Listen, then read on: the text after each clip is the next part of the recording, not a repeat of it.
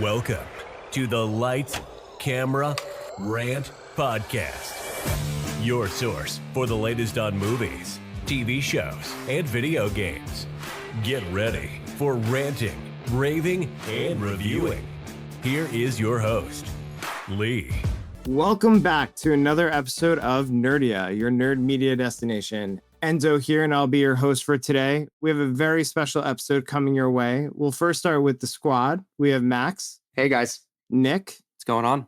And joining us today, we have Mr. Rant, Lee, from the Lights, Camera, Rant show. Welcome to the show, man. Welcome to Nerdia. How you feeling? I'm feeling great, guys. Thank you so much for inviting me here. And I am so pumped for what we're going to talk about for this episode. We are so excited to have you on. We've been big fans of your show. We've been following you on all your socials, listening to your podcast. The stuff you do is awesome. Like truly stuff that we aspire to achieve. And you've done some like really cool, like red carpet premieres.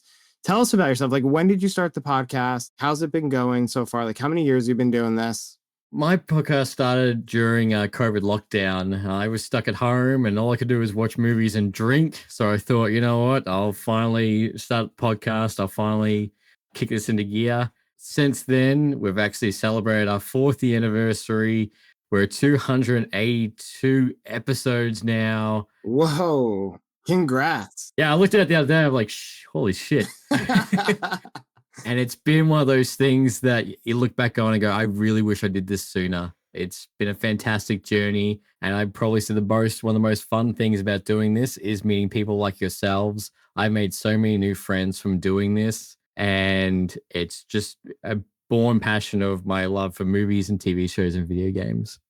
I love that. You can totally see that passion come through your content too. Tell us, what's your favorite movie? Like, what's Mr. Rant's favorite movie after all the movies you've seen and reviewed so far? My all-time favorite movie, which started probably my whole love for movies, is Back to the Future. That's a good one. Classic. So good. That's my first one that I fell in love with, loved it all. And then going through Jurassic Park, The Dark Knight, and most recently, Oppenheimer. Oppenheimer's a really good one. Yeah, all excellent films. All solid selections. Yeah. Yeah. Speaking of Jurassic Park, I think that's just a cinema classic. Mr. Rant is here to rant and rave about the brand new Jurassic Park Rebirth. So we're going to be reviewing that on today's episode. Very excited to dive in. I'm a massive Jurassic Park fan and was excited to see more coming out of this series. Did you guys see all the Jurassic Parks? Did you watch Jurassic World? Have you seen like those trilogies? Oh, yeah, 100%.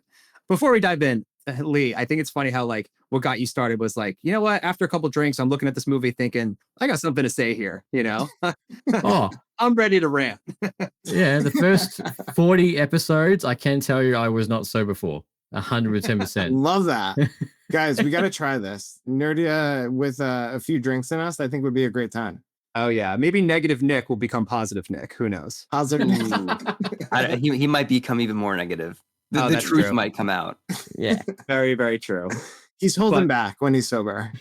Totally. To reel it back, though, yeah, Jurassic Park has been such a staple franchise. There's just so much like wonder in the series, you know, because obviously we didn't live through that time period. This is all we really get from it. And I just feel like it's such a staple.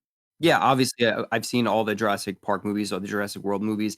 I'm drawing a bit of a blank on Jurassic Park 3, like what it was about. But I also know that was like the worst one. So far. You've etched it out of your memory. Which one? Jurassic Park 3 from what is it, 2000, maybe it was? 2003. They go on the second island and the kid gets stuck on there. That's the first time we see the Spinosaurus. Yep, that's bringing some memories back. Hopefully Jurassic World Rebirth is not worse than that. Find out soon. They all seem to start like really well. It's like the first one comes out, everyone's really hyped about it. Like same with Jurassic World. When that first one came out, everyone's like, yeah, Jurassic Park is back. And then I don't know what goes on with 2 and 3, but they just like lose the plot. They lose the actors. They go down. The most appealing part is the dinosaurs. It's like, how do we make these dinosaurs bigger, scarier, crazier? Which I can't say I don't dislike. It's so awesome too at the same time. So you're not wrong, Nick. New dinosaurs, take my money. It's fine. Yeah. Just take my money. Take my money. That's what it's all about. But Jurassic Park back in 1993, the original, was such a blockbuster at the time. You know, you see these like drawings of dinosaurs in your history books, and you go to the museum and you see the fossils. But this is one of the first times like kids got to actually visualize what would it be like to see a dinosaur like walking on Earth. They do such a great job, especially with like John Williams's music, that iconic soundtrack, like gets me every time. I can't. It does. And I gotta say, last year, we had Melbourne Symphony Orchestra do like a whole tribute to John Williams. When they did the Jurassic Park theme, there was like a tear down my eye. Like I felt like I was a kid again when listening to that live. His music is just iconic. We've done a few episodes where we talk about him all the time and his work. And I love that he even touched the Jurassic Park franchise and series. I think that's so important.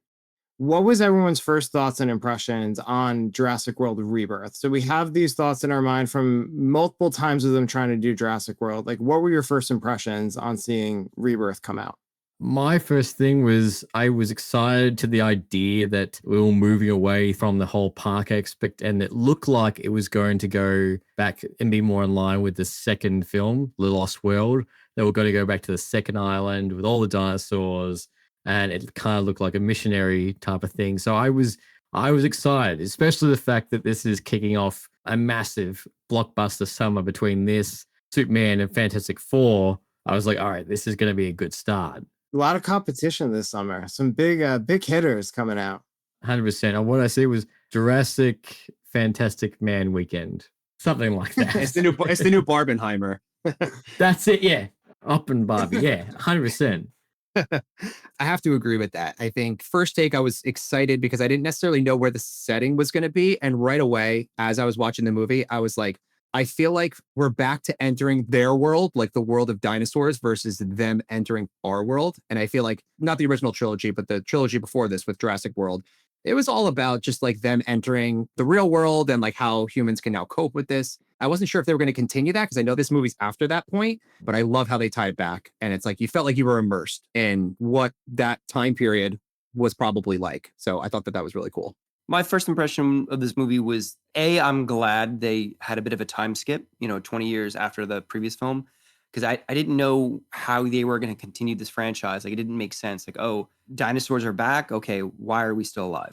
But they explained that. And then my second thing that stuck out to me was that there were a lot of I want to say callbacks to Steven Spielberg type stuff, like Jaws. And I know Spielberg directed the first Jurassic Park movie, but there were a lot of things in this movie that I kept thinking of Jaws, like the boat chase when Mahershala Ali says it's my boat. It kind of reminded me of that scene where he's like, oh, it's my charter when he was in Jaws. And so there was a lot of callbacks. I don't know if that was on purpose or not, but I picked up on it. So funny enough, there was a statement from Steven Spielberg where he said to Universal, he was like, please do not make any references to my movies whatsoever. And there were so many, guys. I don't know about you. I was picking them up left and right. They were trying to make subtle hints and callbacks to the original Jurassic Park. So he's probably very mad. He's a very vocal director and I'm probably very upset about that. I did not know that. That's fun. They were definitely listening to that and going, yeah, the movie's already made. So shit out of luck. Sorry. Yeah. I will say the movie felt a lot more emotional to me than previous Jurassic Park movies. I felt like they were really emphasizing the characters a lot this time, the relationships. They were emphasizing their traumatic history that they've gone through. It was a very slow start. Oh, yeah. I was sitting there come on, pick up the pace. What's going on? So definitely a different tone than the previous Jurassic Park movies from what I remember. Yeah, the first 45 minutes was a lot of setup. And like I was saying, there was this big time skip. And they needed to explain how, okay, dinosaurs ran loose and how life has seemed to gone on as usual. And their explanation is that, hey, they can't survive in our current world, our climate. There's a few dinosaurs here and there. I love the scene. Well, I hope that Brontosaurus survived, by the way. I couldn't tell. In New York City, I thought that was cool, seeing that. It's oh, the last Brontosaurus, the last long neck still alive. Yeah. Up here. I think he was on his way out, Nick. I'm sorry. Unfortunately. Yeah, I thought that, but I didn't want it to be true. They were definitely unraveling a lot from Dominion, from the last of the Jurassic World series. It just felt like they were trying to dial it back and simplify. Retcon a little bit, almost. Yeah. I didn't hate it, but I also didn't love it. I wish they just started over or something. Just give us like something new. I didn't feel like it needed to connect to the previous ones. No. But also, just real quick, because we're all from the New York area, and Mr. Rant obviously is from Australia. That was so New York, right? Where he was like, man, if you're going to die, just die somewhere else so I don't have to sit in traffic, right? Isn't that such a New Yorker thing to say? It is. Unfortunately. Not proud of that. Oh my God, just die already. Yeah, but they'll be like, hey, how's your mother doing too? She's dead too. Exactly. Yeah. It's actually quite funny that you actually do mention that it's a slow start because I similar thing. I'm like, it took like half the movie to get to the bloody island. It's so true. You know what, though? I think the reasoning why they had to flesh out so much was also because the movies have come out so close to each other. It's not like we've waited 10, 15 years for another Jurassic World type movie. This is what, maybe 5 years or so? 3 years. Oh, Yeah. less. I mean, it Damn. was 2022. So like they turned this around really fast. They really did, which surprised me. I'm like, what are you going to do for a fourth movie with none of the original cast? Agreed. Like, how are they going to continue that? Yeah. I did like Scarlett Johansson, though. I'm not going to lie. Like, her character of Z. I'm just a big Scarlett Johansson fan. Although at times it did feel like Black Widow was in Jurassic Park. I don't know if you guys got that same vibe, but I was like, oh, Black Widow's here.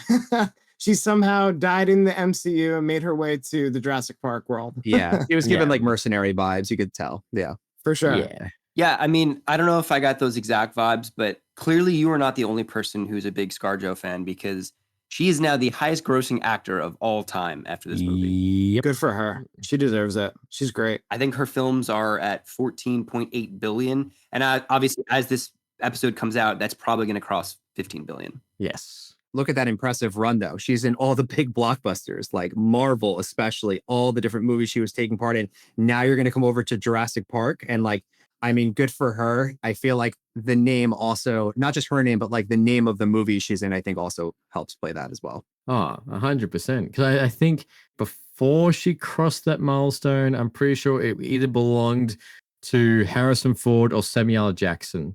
Yeah, that sounds familiar. I think Samuel L. I thought he was third, but he might have been second. So it could be Samuel L. I know Robert Downey Jr. is up there too. Oh, he's about to be after Doomsday. Oh, yeah.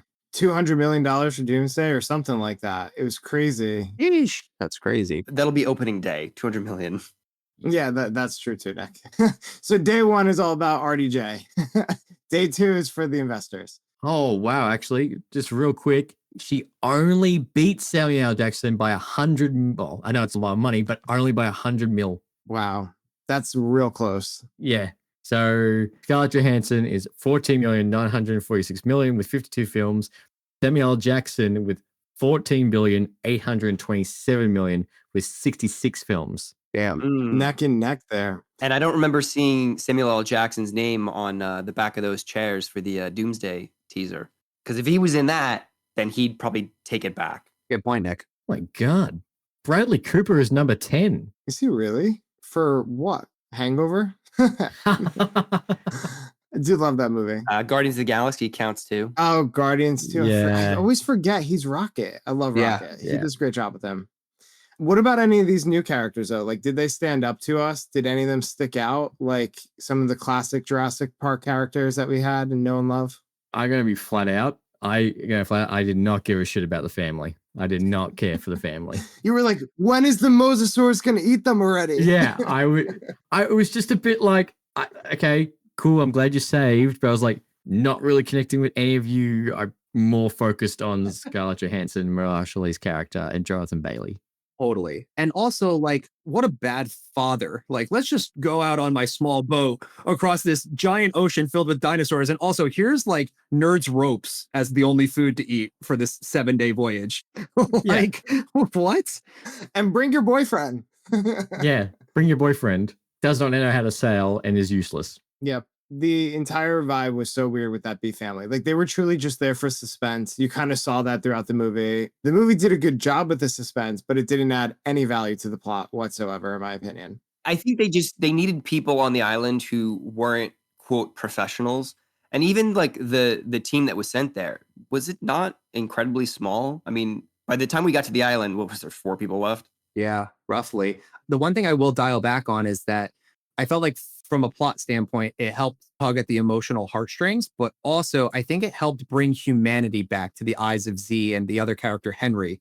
And they're like, what are we doing? And why are we doing this? I feel like we should actually be collecting these samples for a better purpose. Whereas I think if the family wasn't there, I don't know if they would have had that same reaction, if that makes sense. It was definitely more of like a do-gooder movie. Like in the past, especially with Jurassic Park World, you felt like it was like very like DNA and trying to splice DNA together and all this stuff.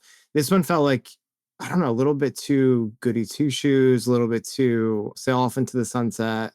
Like, let's go save the world and humanity and let's do it in the name of science. It didn't work for me, that aspect. No, not to mention, I did see a meme of someone crossing that scene with Scarlett Johansson with the scene from the Notebook of like, what do you want to do? No. What do you want to do with the DNA? When he says to Scarlett Johansson's character, and she's like, oh, let's give it to the world.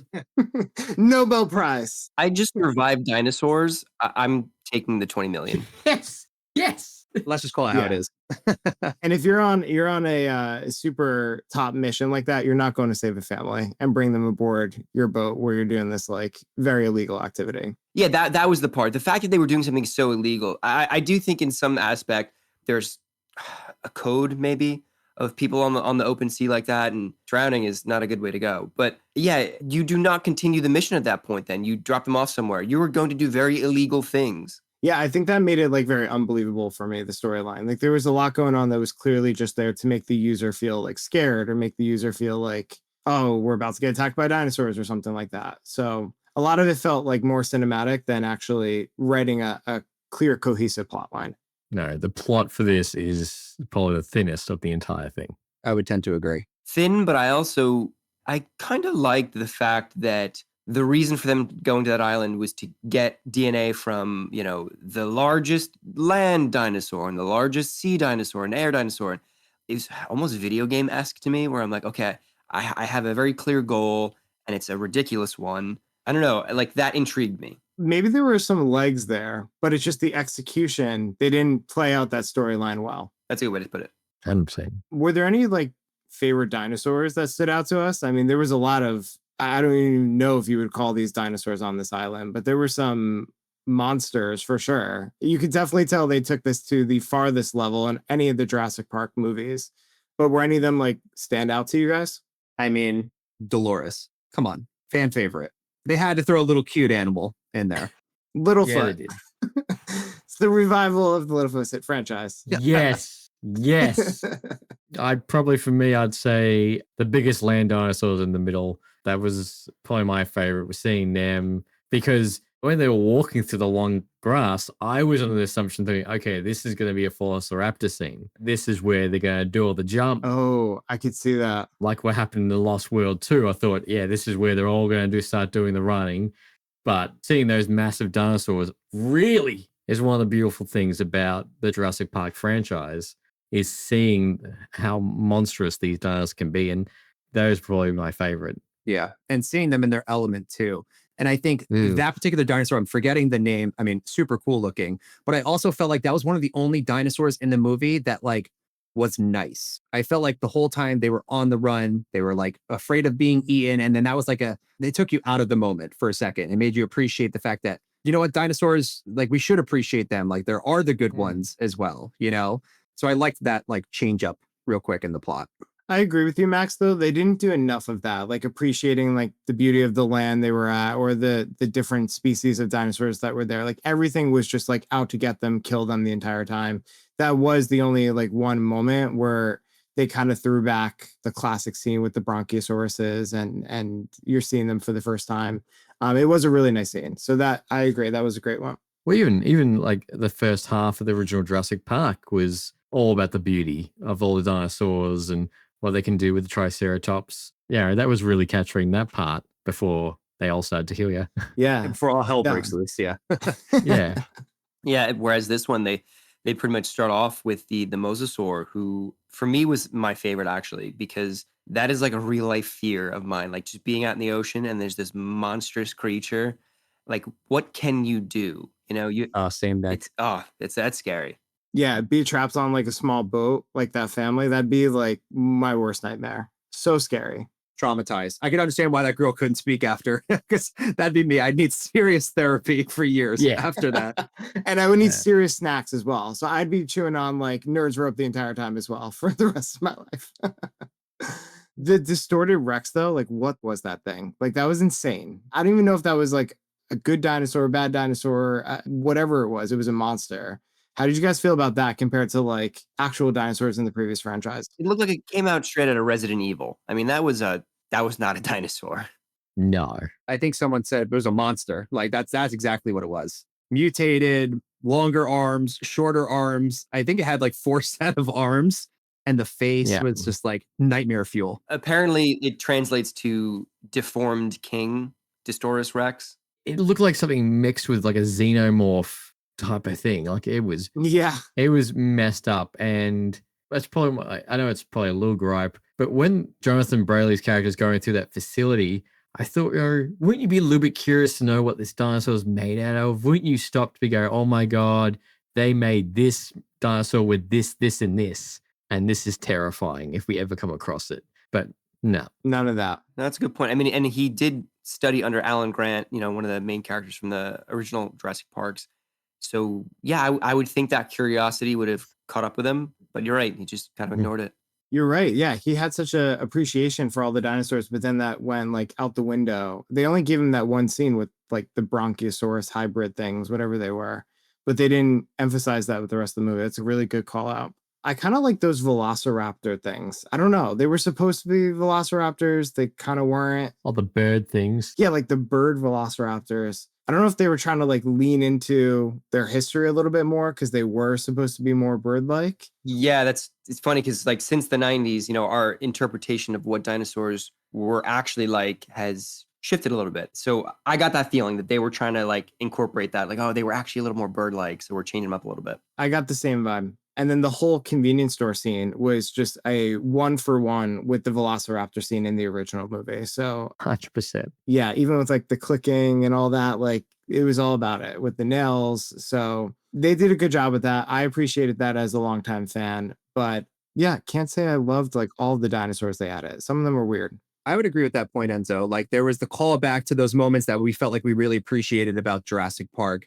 And then they added so many new things too. And sometimes it's like, as fans, we want that nostalgia feeling. And I'm happy that we got that because that was like an intense scene, right? You're on the edge of your seat. You're like, what's going to happen? Yeah, I love that scene compared to, some of the others that felt like, I don't know, forced almost, like forced action, forced danger. Forced emotion. Right. They were like, how are you feeling after your son died? It was just so random. I was like, okay, let's go there now. 100%. I agree. There was a lot they were trying to do to call back to the originals. I feel like it lost the plot in the mix of them doing that, though. They should have taken this as an opportunity to really restart the franchise and get it on its right foot. And I just felt like all they were doing were throwing like big dinosaurs at us, monsters, whatever they were, or just giving us some sort of callback 1-for-1 type of scene with the original film, rather than taking the time to actually flesh out their own movie. Well, this is the part I understand is like bigger, badder. Yeah, 100% it does work, especially what we see with Jurassic World. That was frightening. The fact a T-Rex mixed with a Velociraptor that could camouflage. That is terrifying. Indominus Rex. That's it. And then Kingdom Fallen, the fact that you get that type of dinosaur in the body of Velociraptor, which is even more terrifying. But this one, I must admit, I'm like, you probably didn't need to go bigger and badder if you just brought it a little bit more down. Like, still keep the D-Rex, but you probably didn't need to go that far with it, especially when you, as you said, you got an opportunity to restart the franchise in the right direction, especially after reviews for Jurassic Park, Jurassic World Dominion, and Kingdom haven't been well received. They made the money, but they haven't been well received. It's a good question you raise, actually. Did this movie restart the franchise? Because when I walked out of the theater, I didn't have a good idea of where it was going next. Are we going to continue with Scarlett Johansson and Mahershala Ali, which I do feel like the two of them had screen presence, both with each other and individually. But like, what's next for this group? I mean, dinosaurs are dying out again. So where do we go? Yeah, it almost felt like I don't want to say a one-hit wonder, but it almost felt like a standalone movie. Like they closed it off as though it could end and that's it. And this was the final chapter. Or where do they go from here if they want to actually create another trilogy? I think the biggest thing for me is that it's too close to the releasing of Jurassic World. Like, you just did a trilogy. Maybe give it some time to then do a reboot. You know what I mean? Like, I don't really understand the purpose of this movie. To make money. Yeah, exactly right. Yep. It's kind of sad that Jurassic Park has essentially become Fast and the Furious, that it doesn't matter if it has the worst reviews, it's gonna make bank. Yeah, people go see it. I'm guilty of that 100%. I'm still going to see it whether it's good or not. I want to see my dinos. Yeah. Like 10-year-old Lorenzo is coming out every time these movies come out. Totally. Yeah. The other thing I'll say too is like the beginning of the movie with the whole museum scene where I think his name's Henry. Yes, Dr. Henry Loomis. Yeah, he's like, people don't care about dinosaurs anymore because they're so used to seeing the ones that they've already seen. And so I think that was like actually a pivotal point, because then throughout the rest of the movie, they're introducing like, oh, there's so many more that you haven't seen before. And we're going to go bigger and badder, like you were saying, Mr. Rant. And like, it almost was like an underlying tone to the movie. And like the directors put that in to like have you also feel like, oh, you're not done with Jurassic Park yet, because we're going to introduce all these other things too to keep you intrigued. So it was like a dotted line almost to like actual fan perception and like the plot that was happening in the movie. Would you have found that more interesting if he took a different route in this film, in the sense that he took, like, for example, the DNA, all the eggs from the D-Rex, because he wanted to bring it back to the mainland, because he wanted to bring something that was fresh and different? That's a good question. If that left it there at the end, that he's like, no, actually, let's save the world, but I also need to bring something that's going to bring people back into interest in the dinosaurs. Honestly, you probably should have been on that screenwriting, because I feel like that's an opening for a second movie. You know what I mean? Like, oh, what are they going to do with these eggs or whatever? So I like that. that's a good point. Like something to just like leave the plot open, or give us as an audience like something to look forward to. There was none of that. I also find it very ironic they got stuck on the island because they were on a small boat, and then they're like, go to the small boat, it's gonna save us, and they just ride off on the small boat again. Yeah, go on the small boat to go past the Spinosauruses that took out a bigger boat, Yeah. and you'll be fine. Somehow they made it past the Spinosauruses the second time. They just weren't there. Oh, it's the plot armor. Yep. Of course, we had Stormtrooper syndrome, I like to call it, where none of the A-list characters get killed, but all the B-list ones do. Stormtroopers can only hit B-list characters. So true. I mean, once they landed on dry land, and I don't even remember her name now, but the spotter on the boat, when she got eaten, I knew who was going to survive and who wasn't at that point. It was pretty obvious. That's what got me, because I thought Ajax was going to survive even longer for him being a more prominent actor than the other two. Yeah, he was the one who was supposed to be like the guns guy, right? Like shoot the dinosaurs. Yeah, and like defend them, security. He was the first one out. They were like, get rid of this guy. Yeah, he had no screen time at all. No. Maybe it just went to the fact that he was supposed to be the guy to defend them, and he's out first. So they're like, oh, crap, what do we do? You know? Yeah, shit. Our boat's gone. Our machine gun guy is gone. What can we do? And they still escape on a very small boat. You know what? Yeah. The boats in this movie, very controversial. The scene with the T-Rex with the little inflatable boat, the T-Rex was ripping it apart, and somehow that thing survived. It's like, Yeah. Yeah, wow. his teeth were in it and it didn't pop. I'm like, you're kidding me, right? Makes no sense. And I have a problem with that scene too. When those kids and the dad are like through that archway, it zooms out. I'm like, the T-Rex could walk over that. It's not that big. Maybe he thought that they were gone. I don't know. Maybe. It's funny. Yeah, I don't know what they were thinking with some of these scenes, but they were not believable. They were not cohesive. Not the best in the Jurassic Park franchise, but I do think that's a good segue. Mr. Rant, why don't you kick us off? I think it feels about time for the Nerdia rating. That's where we typically rate everything from a 1 to 10. But since you're our special guest, let's do a rant and rave. Give us your unfiltered hot takes on what we should think about, and tell our audience if they should go see Jurassic Park Rebirth. If you really want my uncut on this, this is potentially, I found, the worst Jurassic Park film. I found the plot very thin. Some of those characters should have died, especially Duncan with the D-Rex. You are dead. There is no way you walked away from that with a D-Rex this, 2 feet in front of your face. Right in front and of you. you. Just right in front of you, and then you walk away like, oh, I'm all fine. No blood on you, no nothing. No, you are dead. I feel like, as I said, the second part of the whole family, I found that just useless. And I just didn't have that connection with the cast with this film. And like as you guys have all said, at the end of it, it was like, well, what was the whole point of this? What was the point of making this film? You know, you have such a great director, Gareth Edwards, who did Rogue One, which is arguably one of the best Star Wars film that's actually about Star Wars. And this was the best plot you guys could think of to come to the table. If you like dinosaurs, your kids and everything, 100% take them to it. It still has that magic, but if the bottle was full of magic with Jurassic Park, we're getting like the tiniest last drip of magic from the Jurassic Park franchise. That's where we're at the moment. The barrel's dry. Not much The left. bottle's dry. Like Yeah. you're like just getting the last bit. Out of 1 out of 10, I give this a 2.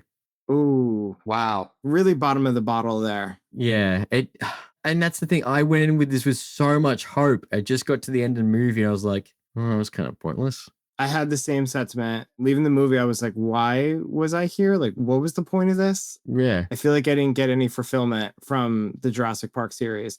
I will give it some bonus points because Scarlett Johansson and Jonathan Bailey and Mahershala Ali, like, I thought they did a great job. That trio in itself could carry a franchise forward. But the whole storyline lacked like cohesion. The dinosaurs even lacked. Like they were not dinosaurs, they were monsters.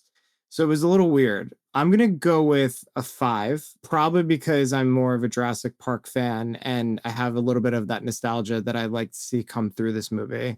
But overall, probably not a great watch. More of something you'd want to watch like at home on your couch, you're bored. Probably not something you want to run to the movies and go see. I tend to agree. The one thing I will say about this movie, though, is that the action did keep me on the edge of my seat. They really just oversaturated the action scenes, and they were good action scenes, though. If they didn't have that, everything would have fell apart, in my opinion. So I think like that's the only like pillar that it's really standing on. I similarly didn't really feel connected to the characters.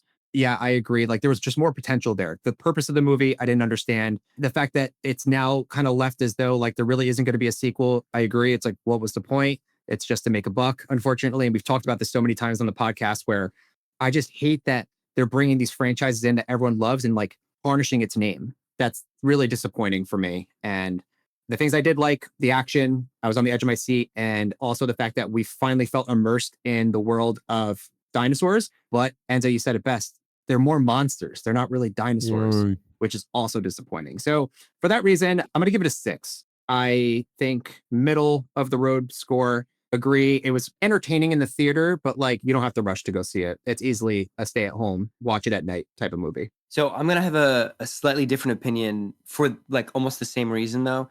For me, this is something you want to go see ASAP because you want to see it with a crowd. You want to get those reactions. And if you wait any longer, there's not going to be any crowds in the theater. I don't think this one's going to have a lot of staying power. But at the same time, like I'm probably going to give it a 6.5 because it was still entertaining. And, you know, why do we go to the movies? To be entertained. But yeah, it was not a great film. You know, plot was thin. Can't agree anymore. But, you know, big actors, big action scenes. Again, if you also have kids that are big into dinosaurs, I saw a lot of families with young kids going to this movie. Even though it's like PG-13. So I think it'll be a fun time. For those reasons, it's 6.5. Not something I want to see twice, but something I probably want to see on the big screen. For sure. And, you know, the family's safe. So maybe it is a family movie. So kids can come see it. They can think that they'll be safe after being on an island full of deadly hybrid monsters. Monsters, yeah. And just putting a boat raft over your head will save you from every dinosaur you ever encounter. Yeah, that's all you need. That's all you need. Just one blow of wrath. That's it. All right. So taking our scores into account, that brings us to a 4.87. We'll round up to a 4.9. I think that's fair for this movie. I agree with you, Mr. Rant. It is definitely not the best in the Jurassic Park series overall, whether that's World or the original trilogy, probably the worst one out of all of them. If you are someone who is a Jurassic Park fan, you're still going to see it. You're still going to like some of those nostalgic factors, but definitely not the quality that I would have expected them to put into the series. All right. Well, before we wrap, I do want to play a little game. I'm calling it Jurassic Fact or Fiction, where I'm going to read you a few facts or fictions about the Jurassic Park series, and you guys can guess if they're true or false. I like it. Let's dive in. Sounds exciting. Let's go. All right. The first one is The Dilophosaurus, the fans can correct me, could actually spit venom, just like in the first Jurassic Park movie. Is that a fact or fiction? I'm gonna guess that's fiction. Fiction. Because you guys both went fiction, I'll say fact. Unfortunately, it's actually fiction. The venom spitting was made up for the dramatic effect in the movie. Number 2, in Jurassic World, scientists use cuttlefish DNA to make the Indominus Rex able to camouflage. I don't remember. I'm just going to say fiction. Fact. Fact. It's a fact. Great job, Yes. Damn. Nick and Mr. Rant. Number 3, the original Jurassic Park script had a human dino hybrid scene that was cut before filming. I hope that's a fact because that's hilarious. I'm going to ride with the fiction train. I'm going to say fact because I could be totally wrong, but I'm pretty sure there was actually an idea for Jurassic Park 3 as well, that they were going to do a hybrid kind of idea. Wow, that would be wild. Unfortunately, this is fiction. Although after this last movie, I would not be surprised if the next movie is like a hybrid human dino. That would just be so weird. But you can see that's where they're going. Number 4, velociraptors in real life were feathered and only about the size of a turkey. I'm gonna say fact because I think I was alluding to it earlier. Like our thoughts on dinosaurs have altered over the last 2 decades, and I kind of remember hearing something about them being feathered. I don't know about their size, but I'm gonna say fact. Fact. I'll agree. Fact. It's a fact. Great job. All right, the last one. The mosquito trapped in the amber in Jurassic Park was based on a real scientific theory about extracting dinosaur DNA. Fact or fiction? Fact. Fact. Yeah, I remember that one being true. Great job. That one is a fact. So it is true that they were trying to use different mammals and species in amber to see if they could extract the blood for dino DNA. Unfortunately, they can't. Decays after so many years, but would be cool if it was true. Or maybe not. He's like, I don't know. Maybe they just stay extinct. After 7 movies. Yeah, after 7 movies, maybe we learned her. Yeah, my interest in them being alive side by side with us has waned. That's true. If anything, this movie has taught us that life finds a way. 1,000%. Mr. Rand, thank you so much for joining us. It was awesome having you on the show, hearing your perspective, getting to hear all the ins and outs of even just like in the beginning about how you came about with your podcast and stuff like that and all the success you've had. We look up to you on the podcast, so it's an honor to have you and really great getting to hear your take on Jurassic World Rebirth. Thank you for having me, guys. It's been a great time. Thank you. I really appreciate it. Yeah, man. It was great. Well, you need to tell our fans how they can find you, how they can follow you, and what's all your socials? What are you up to next? Well, you can always find Mr. Rant at Lights Camera Rant is the podcast on Instagram, Twitter, Threads, YouTube, Grindr. Hey, you appeal to every audience. Definitely go follow Mr. Rant. His content is great. Who knows? Maybe we'll do another collab in the future. 100%, guys. I would love to get you guys on my podcast. We'll love that for sure. Yeah, man. That'd be fun. Hopefully it's a better rated movie than this one. Yeah, let's pick a better movie. Deal. All right. And as always, thanks so much for stopping by. If you can't get enough of us, follow us on our socials at Nerdia World on X and Instagram. As a reminder, episodes drop every Wednesday on your favorite streaming platforms. Thanks so much, guys. Stay out of the tall grass, and life always finds a way. Have a great day, everyone. Bye, guys. They are. See you next time. Thanks for listening to Lights, Camera, Rant. If you like the show, don't forget to subscribe so you don't miss a single episode. While you're at it, leave us a rating and review, and be sure to tell your friends. Until next time, happy ranting.